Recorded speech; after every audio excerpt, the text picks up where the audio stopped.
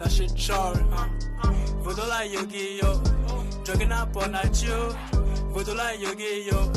What's going on, guys? It's Fred, and today I'm coming at you with a PK Fire, also known as Phantom Knight Burning Abyss deck profile update post PhantomRage.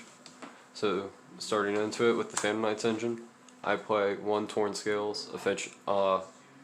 Unfortunately, with all the packs that I bought, I was only able to pull 1, which, you know, was kind of awful. But even with 1, guys, the deck still works. Just because of some dumb ways you can play around with Cherubini and some other tech cards you have in the deck. 1 Stained Greaves, so whenever a Phantom Knight, this is also another one of the new Phantom Knights monsters that came out with Torn Scales and PhantomRage. So if you were to special summon a Phantom Knights monster to the field, you can yeah, I want to make sure I'm reading this right. Yeah, so if a Phantom Knights monster special summon to the field, you can special summon this card from your hand. And then its graveyard effect is you can banish it. And special summon a Phantom Knights monster from your hand except itself. And then you can increase that monster's level by 1. Continuing on with it, we got Ragged Gloves, being able to banish 1 and send a Phantom Knights monster from your Phantom Knights card from your deck to the graveyard. We got 2 Ancient Cloak, being able to banish itself and look for any one of your Phantom Knights card, being your spells or your traps or even your monsters. And then rounding off the Phantom Knights engine, we got Silent Boots, being able to special summon itself if you control like a Phantom Knights monster like your Link 3 Bardiche or one of your other main deck or XZs, and then you can banish him and search for one of your spells or traps. So you can search for like Fog Blade or Rank Up, it doesn't really matter. Going in with the VA lineup, we got 2 Graph, just being able to special summon 1 from the deck is pretty well of a good extender. Another good send for your Cherubini if you want to.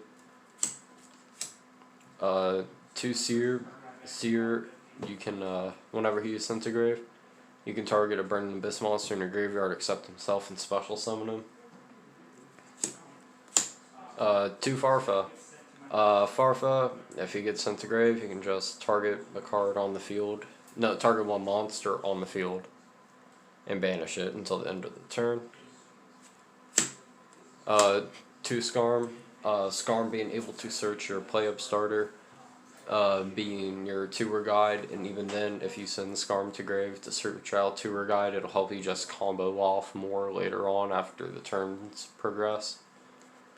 1 Barbar, just for a level 3 body mainly, but you can banish 3, up to 3 Burning Abyss cards from your graveyard.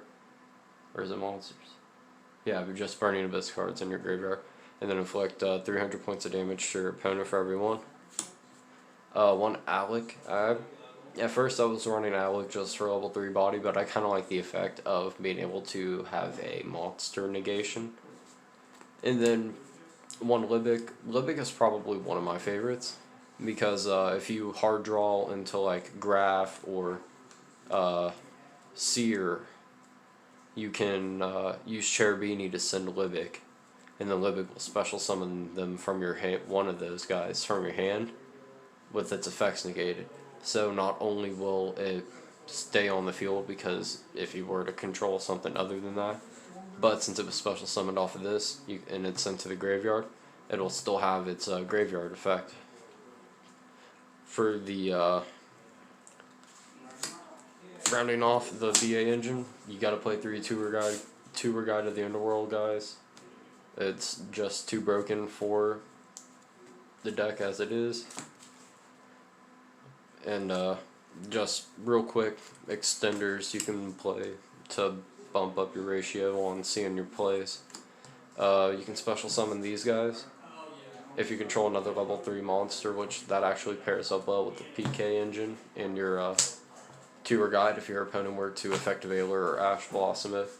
And then Tsuchinoko here will either special summon himself out if he gets discarded, or he will hopefully send either a BA or a Phantom Knights card to your graveyard, so that way you can get one of those plays started and you get to draw a card off of that.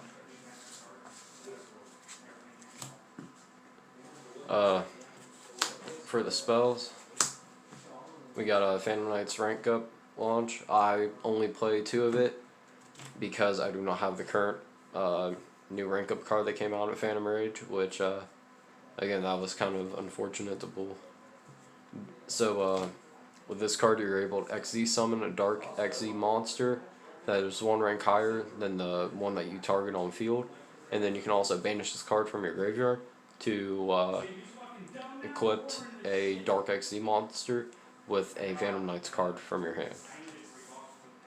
Oh, my bad, Phantom Knights monster. Since the deck is XZ heavy, I play 2 XZ import. Just being able to pick apart my opponent's board, pretty much give some of my XZ monsters more material, cards like Dark Requiem, so that way I can keep having more monster effect negations. Who is it? You know, having like more Dante, like, I mean not Dante, crap. There was one other. Yeah, Ark Rebellion XZ's Dragon as well. That's another good one to actually pair up with this, along with the Beatrice, because Beatrice is also probably one of your higher attacking monsters to help you pick apart shit. 2 Foolish Burial Goods, being able to send your Phantom Knights trap cards, pretty much, so that way you can also play around with those as you're going along with your BA play, or once you finish your BA play, you can go ahead and hit this and just get your Phantom Knights going off some. 1 Foolish Burial, because, you know, the deck just loves to go to the graveyard. And then 1 Pot of Avarice, because I feel like sometimes an extra 2 cards will help in a duel. And yeah, sometimes getting your combo pieces back, along with some of your extra deck material, is pretty nice if you needed to. Rounding off the main deck with our traps, we got 3 Fogblade. Whenever Fogblade activates, you get to target one of your opponent's monsters. That monster cannot attack, be declared for an attack, or activate its effects until this card pretty much leaves the field, or if that card were to leave the field. Then you can banish this thing from your graveyard and then special summon one of your Phantom Knight monsters from the grave. Just for 1-0s, we got the new Raptor Phantom Knight's Claw. So whenever a monster effect is activated, you can detach 1 material from one of your Dark XZ monsters. So like Dark Rebellion or Break Sword or Ark Rebellion, like all those guys. You can negate the activation and destroy that, and then if it was a Phantom Knights card, Raid Raptor XZ, or a Raid Raptor XZ monster, you can wait. What the heck? If the detached material was a Phantom Knights, Raid Raptor, or XZ Dragon card, 1 Raid Raptor XZ monster you control gains 300 attack for each. Wow, that's pretty cool actually. I didn't even realize that part of its effect.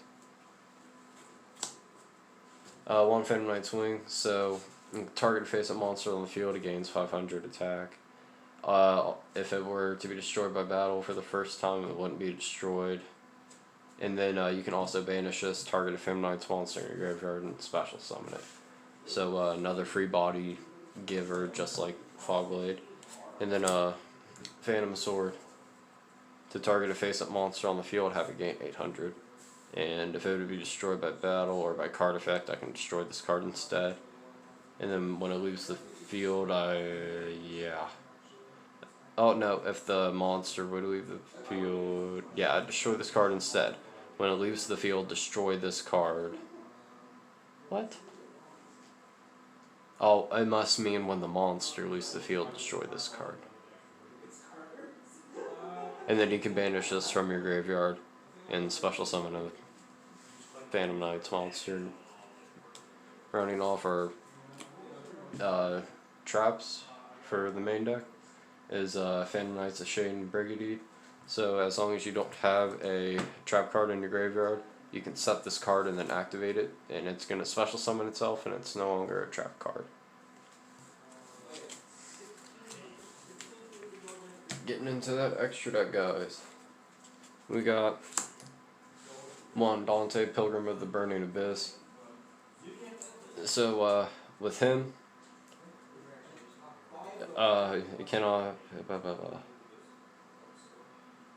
So with once per turn during either player's turn, you can send a Burning Abyss card from your hand to the graveyard, draw one card, and then this card is sent to the graveyard by an opponent's card effect, or if it's destroyed by battle, you can send one random card in your opponent's hand to the graveyard.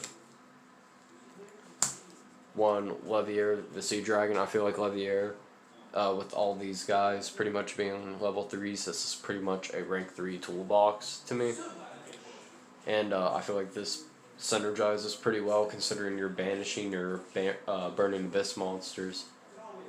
You can use this to bring it back and just keep going, like you can make a Dante or another Break Sword, it doesn't really matter. And then you can use, after you use his effect, if you don't want to keep him, you can link him with your Cherubini to make your Shade Brigandine and just have a Shade Brigandine interruption with a Break Sword interruption. We play 2 Dante. You would detach 1 XZ material from Dante as cost and send 1 to 3 cards from your deck to graveyard as cost as well. He will gain 500 attack for each one that is sent, but because the Burning Abyss engine activates when they are sent to graveyard, and then with PK like the Phantom Knights engine, you can banish them from graveyard. The deck synergizes perfectly well, mainly because of this card. You can play it up at 3 instead of playing a couple cards that I play. Like, you can probably take out the Pilgrim and play a 3rd Dante. Or, yeah, probably Pilgrim being the most optimal decision on that. One Beatrice, just so I can have a Foolish Burial on my opponent's turn as a quick effect. And then, you know, if this guy leaves the field, then you get to bring out your little purple boy. For the Phantom Knights XZ section, we play the Phantom Knights Break Sword at 2. So whenever you summon, you can detach 1 material, target 2 cards on the field, destroy them. If this card is destroyed... Wait, no.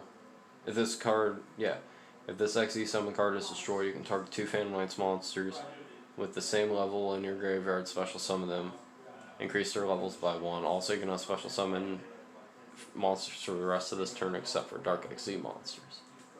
So, with that being said, I got the 1 Dark Rebellion XZ Dragon, because whenever you bring your Phantom Knights monsters back, well, guess what? They're level 4s. He's a rank 4, guys. So you would detach 2 materials, target a face-up attack position monster on your opponent's side of the field, and have its attack. Then he'll gain half of the attack. And then you pair him up with this thing right here, your little rank up thing. You can make 2 different cards with him in this. You can make your Dark Rec Room. He's got 2 pretty cool effects. One of them being able to detach an XZ material, target 1 face-up monster on your opponent's side of the field. Make its attack 0 and he'll gain the attack. And then, say like if your opponent were to activate something like Effect Veiler or Ghost Ogre, he has an effect where you can detach an XZ material and negate the activation of a monster effect. When your opponent were to activate a monster effect, you can detach one and negate the activation, destroy that. Another thing, if you're going to be going second and you're going to break your opponent's board with this, is a Arc Rebellion XZ Dragon. The main reason for you playing him is to detach your rank up magic launch, so that way you still have your Dark Rebellion XZ Dragon as material on it, So after you would detach this, he would gain the attack of all face-up monsters on the field, and because of this still being there, your opponent cannot activate monster effects. For the links, I play 2 Cherubini. Just being able to send a level 3 monster, so that way I can either start up my Phantom Knights engine or my Burning Abyss engine and just keep going afterwards. If she has a Burning Abyss monster in a zone she points to, that Burning Abyss monster won't be destroyed. If I were to have another face-up non-Burning Abyss monster, and if this one or if another one were to be destroyed by battle, I can send one other card I control to the graveyard instead. IP Masquerena, sometimes it's nice to protect your Rusty or, well, I play Boral Sword in mine, so, I mean, it's nice to also have your Boral Sword protected. So, Rusty, oh yeah, IP, you can also link summon on your opponent's main phase. So, Rusty, he's your big boy for this deck. So, he'll send your Phantom Knights monsters, and then set your Phantom Knights spell and traps from the deck to the field. And then, because, you know, you're sending your Phantom Knights monsters, that means you can play your Phantom Knights effects, and have your Phantom Knights engine going, which is freaking great. And then, you know, I said I got the Boral Sword, and you got the Boral Sword. So, you know, can't be destroyed by battle. Once per turn, I can target one attack position monster on the field, change it to defense, and it can attack twice. Your opponent can activate card effects in response to this. And when this card declares an attack on a face-up monster, you can activate this effect until the end of this turn. This card gains attack equal to half of that monster's original attack. And if it does, that monster's current attack is halved.